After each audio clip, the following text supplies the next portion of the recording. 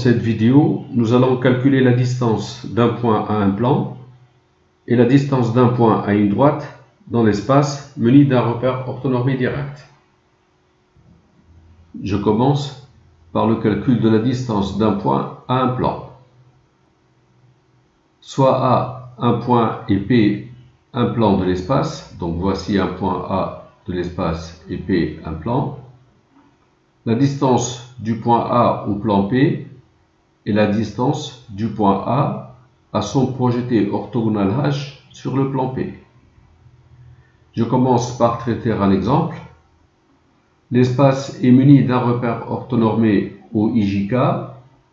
Je suppose le point A de coordonnées 2, moins 3, 4 et le plan P d'équation 2x moins y plus 2z moins 3 égale 0. Alors, pour calculer la distance du point A au plan P, je vais considérer d'abord la droite qui passe par A et perpendiculaire au plan P. Cette droite va percer le plan P en H et la distance du point A au plan P sera la distance AH. Donc ce que je propose de faire, c'est d'abord chercher un système d'équations paramétriques de cette droite, donc la droite qui passe par A est perpendiculaire au plan P, et chercher l'intersection de cette droite avec le plan. On trouve les coordonnées de H, puis à la fin, on calculera la distance AH, qui sera la distance du point A au plan P. Soit donc D, la perpendiculaire en A au plan P. L'équation du plan P étant 2x moins y plus 2z moins 3 égale 0. Le vecteur n de composante 2, moins 1, 2 est normal au plan P. Il est normal au plan P, donc directeur de la droite D. La droite D, on a un vecteur directeur, elle passe par A. Un système d'équations paramétriques de la droite D sera donc x, y, z égale, on prend les coordonnées de A ici, 2, moins 3, 4, et avec le paramètre, on va écrire les coefficients du vecteur directeur de la droite, donc 2 alpha, moins alpha, 2 alpha. Alors pour trouver les coordonnées du point H, je vais poser H de coordonnées x, y, z. H appartient au plan P, donc 2x moins y plus 2z moins 3 égale 0. Comme de plus H appartient à la droite, les coordonnées de H s'écrivent sous cette forme. Donc, on va avoir 2 fois 2 plus 2 alpha. Donc, je remplace x par 2 plus 2 alpha. Moins y, donc moins 3 moins alpha. Plus 2z, plus 2 fois 4 plus 2 alpha, moins 3 égale 0. On trouve 2 fois 2 alpha, 4 alpha, plus alpha, 5 alpha, plus 4 alpha, ça fait 9 alpha. 2 fois 2, 4, plus 3, 7, plus 8, 15. 15 moins 3, c'est 12. Donc 9 alpha plus 12 égale 0. Alpha, c'est moins 4 tiers. On remplace alpha par moins 4 tiers pour trouver x ici. 2 plus 2 alpha. 2 fois moins 4 tiers, c'est moins 8 tiers. Plus 6 tiers, ça fait moins 2 tiers. Moins 3, moins alpha. Moins 3, plus 4 tiers. Moins 3, c'est moins 9 tiers. Plus 4 tiers, ça fait moins 5 tiers. Et ici, on remplace z, on va trouver 4 tiers. La distance du point A au plan P sera donc la distance AH. Connaissant les coordonnées de A, les coordonnées de H, la distance AH, la racine carrée de 2 plus 2 tiers au carré, plus moins 3 plus 5 tiers au carré, plus 4 moins 4 tiers au carré. Alors 2 plus 2 tiers au carré, 2 c'est 6 tiers. 6 tiers plus 2 tiers, c'est 8 tiers au carré, c'est 64 sur 9. Et moins 3 plus 5 tiers au carré, ça va faire 16 neuvièmes. Et ici, 4 moins 4 tiers au carré, ça va faire 64 neuvièmes. On va trouver 144 sur 9, sa racine carrée, c'est 4. 144 divisé par 9, c'est 16. Donc la distance du point A au plan P va être égale à 4. Ce calcul est long. Je vais donc vous donner une formule qui vous donnera directement la distance du point A au plan P, juste connaissant les coordonnées de A et une équation cartésienne du plan P. Dans le cas général, on prend A de coordonnées XA, YA, ZA et P d'équation AX plus BY plus IZ plus D égale 0. Connaissant les coordonnées de A et l'équation du plan P, comment on va trouver la distance du point A au plan P.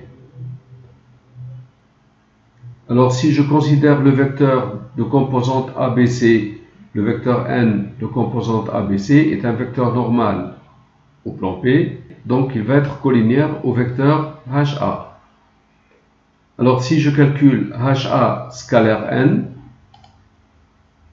je calcule HA scalaire n de deux manières différentes en fait, et je vais prendre la valeur absolue.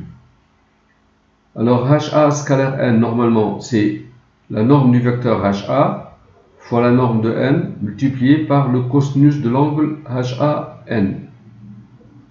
Norme de HA fois norme de n fois le cosinus. Comme les vecteurs HA et n sont collinéaires, donc le cosinus c'est soit 1, soit moins 1. Soit HA et n sont collinéaires de même sens, donc l'angle est nul, le cosinus c'est 1, soit ils sont de sens opposé, le cosinus c'est moins 1, donc la valeur absolue de cosinus c'est égal à 1. Donc la valeur absolue de HA scalaire n, c'est norme de HA fois norme de n fois la valeur absolue de cosinus, donc fois 1. Donc ça fait norme de HA fois norme de n. La norme du vecteur HA, c'est la distance HA et c'est la distance du point A au plan P. Ceci nous donne la distance du point A au plan P qui est égale à la valeur absolue de HA scalaire n qu'on divise par la norme de n. Je vais poser H de coordonnées alpha, bêta, gamma. Comme H appartient au plan P, les coordonnées de H vont vérifier l'équation du plan P, donc on va avoir A alpha plus B bêta plus C gamma plus D égale 0. Comme H a pour coordonnées alpha, bêta, gamma et A a pour coordonnées XA, YA, ZA, le vecteur HA, ses composantes, c'est XA moins alpha, YA moins bêta et ZA moins gamma. Le vecteur N, ses composantes, c'est ABC. Si je calcule le produit scalaire, donc HA scalaire N, je vais trouver A multiplié par XA moins alpha, plus B fois YA moins bêta, plus C fois ZA moins gamma. La valeur absolue, c'est cette valeur absolue. On va trouver AXA plus BYA, que voici, plus CZA, que voici, puis moins A alpha, donc je vais mettre moins 1 en facteur, donc moins A alpha, moins B bêta, le moins 1 est mis en facteur, donc j'écris B fois bêta ici, moins en facteur, donc C gamma. Or, A alpha plus B bêta plus C gamma plus D est égal à 0, donc D est égal à l'opposé de tout ce nombre, c'est-à-dire moins A alpha plus B bêta plus C gamma. Donc tout ce nombre, c'est D. Et par suite, la valeur absolue de HA scalaire n, c'est la valeur absolue de AXA plus BYA plus CZA plus ce nombre qui est égal à D. Et la distance du point A au plan P, c'est cette valeur absolue, la valeur absolue de HA scalaire n, divisé par la norme de n. La norme de n, comme n est de composante ABC, sa norme c'est racine de A2 plus B2 plus C2, et valeur absolue de HA scalaire n, c'est ce nombre, je trouve la distance du point A au plan P, c'est valeur absolue de AXA plus BYA plus CZA plus D sur racine de A2 plus B2 plus C2. Donc je retiens, dans l'espace muni d'un repère orthonormé OIJK, si on donne un point A, si on donne un plan P, la distance du point A au plan P, on la calcule directement. on écrit la valeur absolue.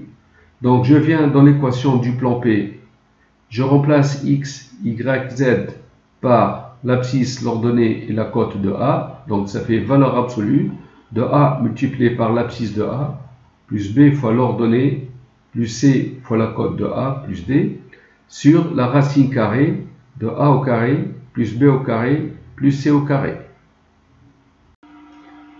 Je reviens à l'exercice que j'ai traité tout à l'heure. On avait trouvé la distance du point A à la droite D égale 4 en effectuant ce calcul. Alors si j'applique la formule que je viens de démontrer, la distance du point A au plan P, donc je viens dans l'équation du plan P ici, donc je vais trouver la valeur absolue de 2 fois 2, moins y, c'est moins 3, donc moins 3, plus 2 fois z, donc plus 2 fois 4, moins 3, sur racine de A2 plus B2 plus C2, racine de A au carré, c'est-à-dire 4, plus B au carré moins A au carré, c'est 1, plus 2 au carré, c'est 4. Cette somme, ça fait 4 plus 3, 7, plus 8, 15, moins 3, ça fait 12. La valeur absolue, c'est 12. Donc, sur racine de 9, c'est 3. On trouve 4. On retrouve donc la distance du point A au plan P.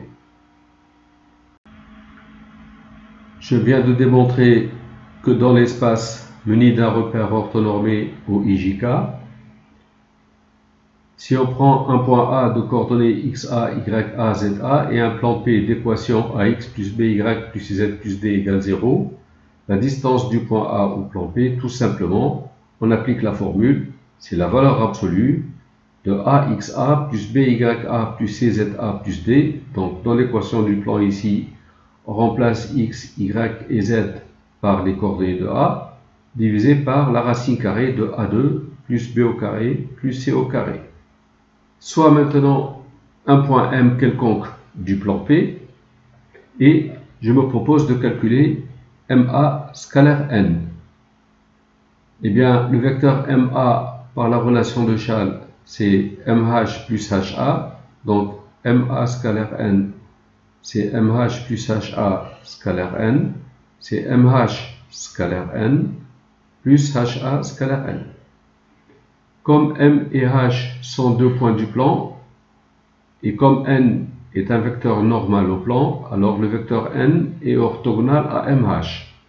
Donc N scalaire MH est égal à 0.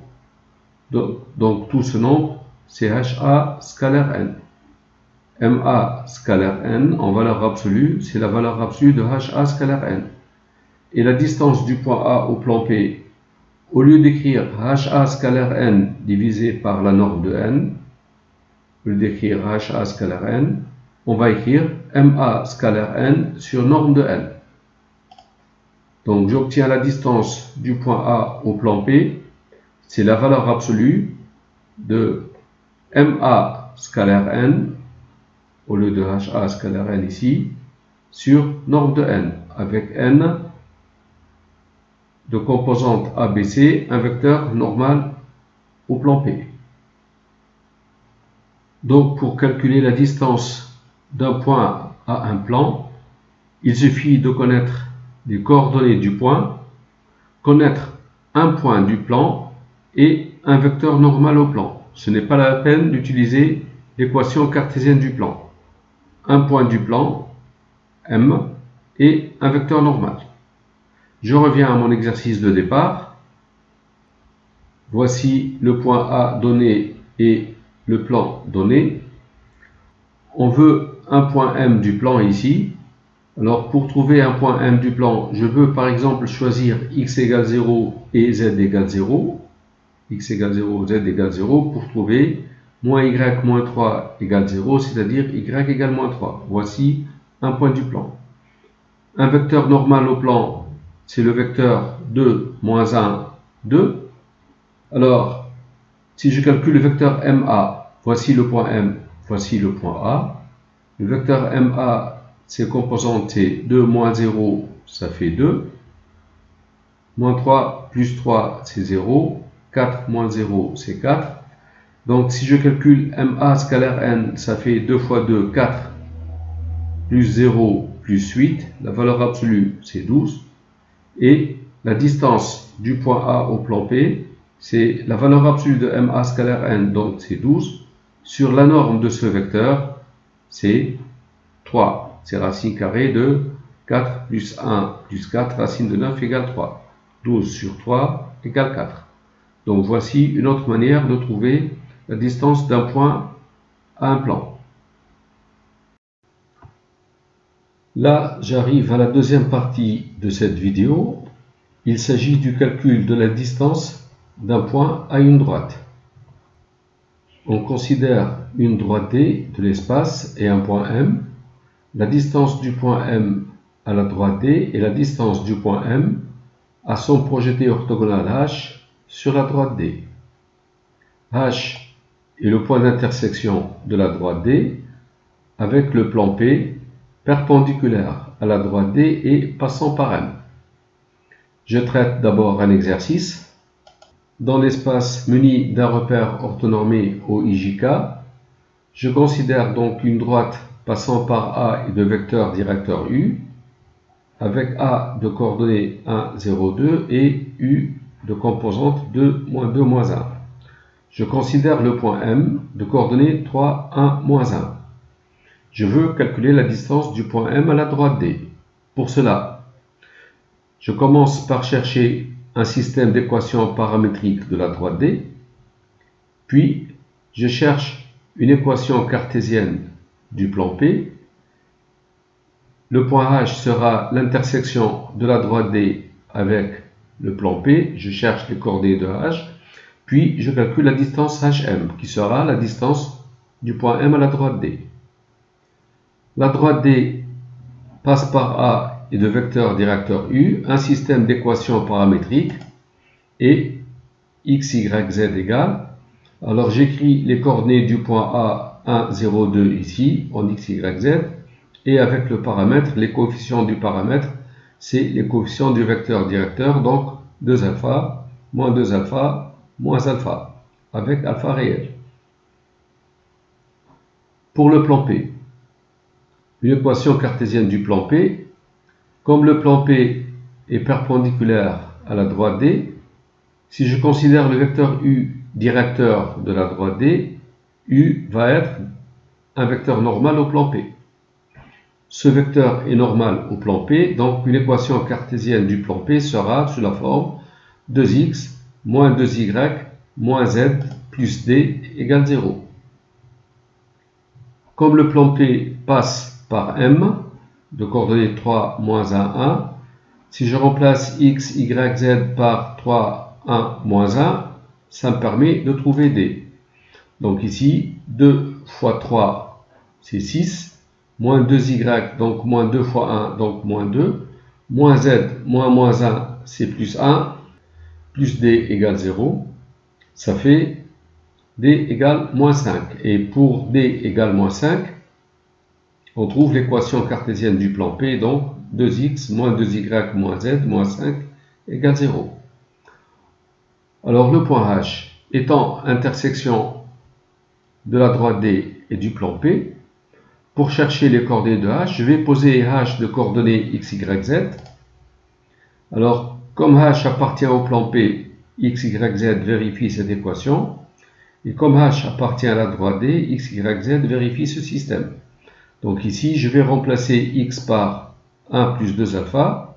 J'obtiens 2 multiplié par 1 plus 2 alpha, moins 2 fois y, y c'est moins 2 alpha, moins z c'est 2 moins alpha, moins 5 égale 0.